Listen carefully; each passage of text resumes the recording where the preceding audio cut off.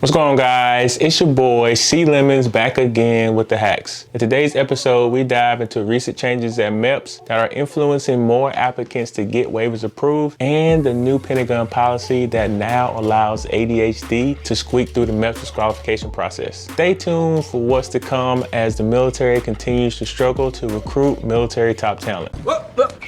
With hundreds of medical providers working at military interest processing stations across the country, standardizing the medical qualification process for the military applicants is a challenge. But here comes the United States Military Interest Processing Command, USMEPCOM, and they are taking on that challenge head on. USMEPCOM recently updated the Supplemental Policy Guidance and the Supporting Medical Documentation Review Program to address the need for standardization. The updated Medical Documentation Review Program also establishes a new policy of allowing Meps medical providers 2 record requests per disclosed condition. Army Colonel Kevin Cummins, USMEPCOM Command Surgeon, stated, "In an effort to provide structure, we now lay out in the new Medical Documentation Review Program that you get 2 record requests per condition. After that, you authorize the applicant to come in." However, being cleared to come into Meps doesn't guarantee qualification. Meps medical providers have the power to disqualify applicants if there's still insufficient data. The command surgeon further states, "If we can't get the information in 2 requests, we won't hold the applicant up anymore. We'll move them through the process and let the waiver authority review." Oh, you know what this means. On another episode of Recruiters Are Trying to Put Anybody in the Military Now.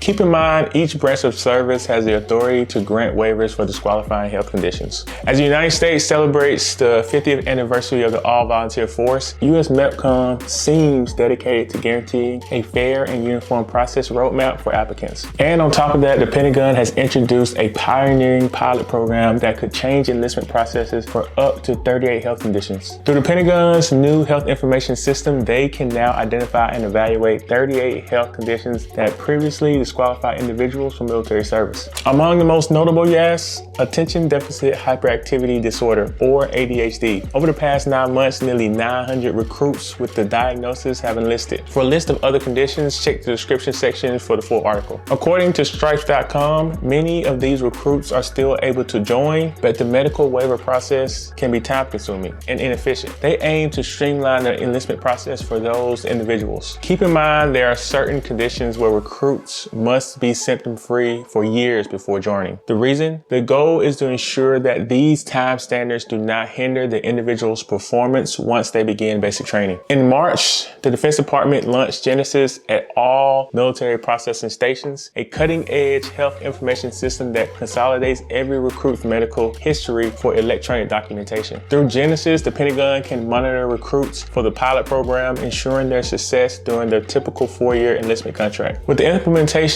of the pilot program, they can monitor the performance of service members enrolled and evaluate whether they complete their initial enlistment contract, which then will allow them to further put more recruits in with these ailments that once were disqualifying. The Deputy Director of the Defense Department states it will take at least another year before we have enough data to review the impact of this program on military recruitment. This review comes as the Defense Department aims to recover from a challenging year in recruitment. 2022 was challenging for military recruitment. While some forces met their goals, concerns loom for the future. The Army missed its recruitment goal by about 15,000 soldiers last year and slated to miss it again this year.